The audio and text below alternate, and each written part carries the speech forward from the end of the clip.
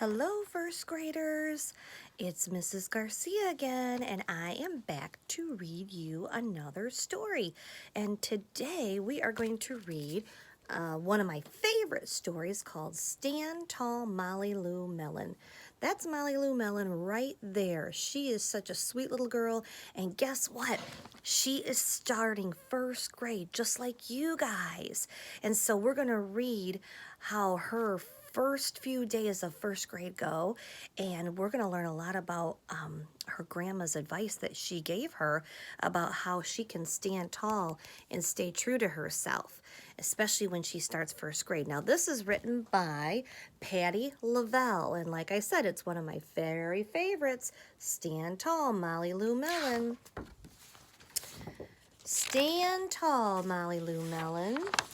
Molly Lou Melon stood taller than her dog and was the shortest girl in the first grade. Look, she needs a ladder to get into bed. So look how tiny she is. She didn't mind. Her grandma had told her, walk as proudly as you can and the world will look up to you. Look how teeny tiny Molly Lou is. Shortest girl in first grade. So she did. She walked as tall and proudly as she could. Look at her.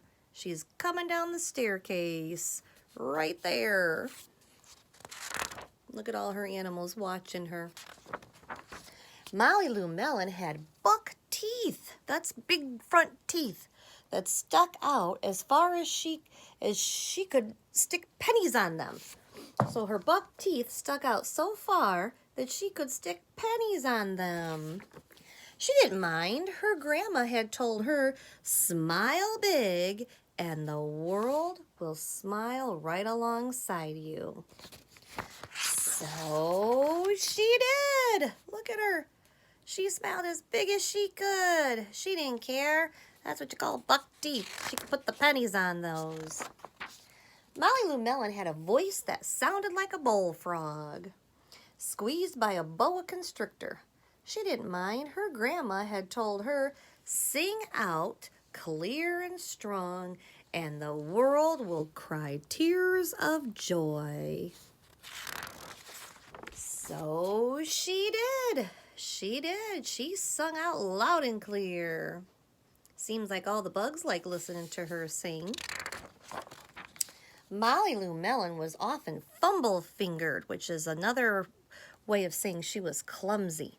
She didn't mind. Her grandma had told her, believe in yourself, and the world will believe in you too. So sometimes she was a little clumsy, especially when she did those dishes.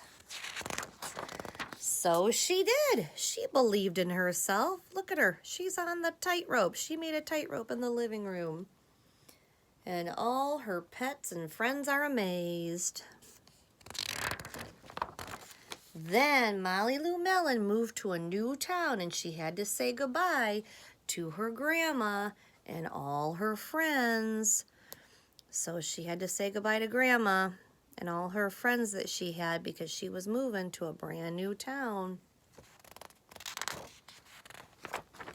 And start in a whole new school.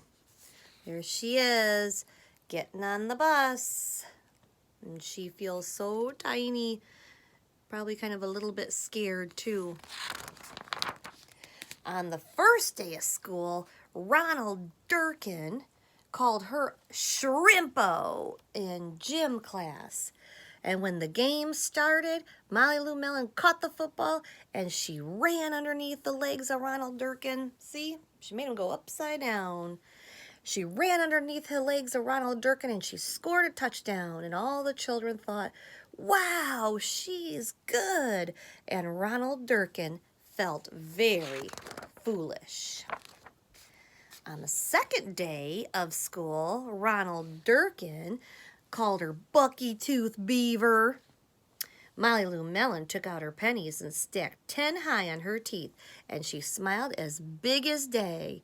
And all the children smiled with glee, and Ronald Durkin felt very foolish. That's him right there.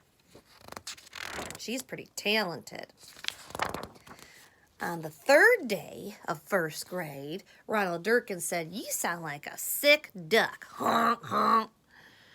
Molly Lou Melon sang out a quack so clear and strong that it made Ronald Durkin somersault backwards, hit his head, and have to go to the nurse.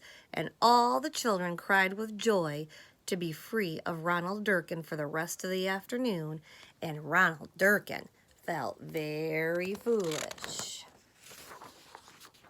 On the fourth day of school, Ronald Durkin said that she had made the snowflake all wrong. But Molly Lou Melon opened up her paper and revealed the most beautiful snowflake of all. And all the children oohed and ahed, even Ronald Durkin. Look at that snowflake. He told her she was doing it wrong, but she wasn't.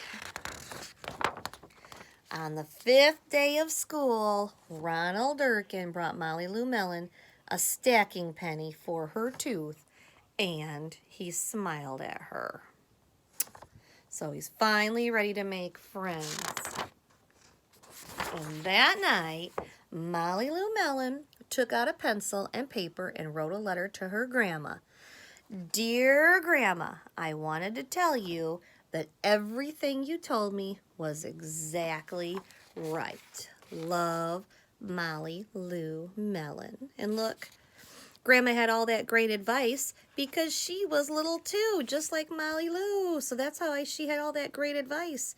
So Molly Lou stuck to her true sense of self, and she took all Grandma's advice, and she smiled big, and she just showed the world all her talents, and she didn't let Ronald Durkin get to her. And so by being herself and staying true to herself and showing the world all her talents and her smiles and all those good things, you know what? Eventually Ronald Durkin learned that he wanted to be her friend too. So what a great story. That's called Stand Tall, Molly Lou Melon. And she's a first grader just like you guys. So don't ever let anyone make fun of you or make you feel bad, okay? Because we're all just starting out and we're all special in our own way. Okay? I'll see you next time. Bye-bye.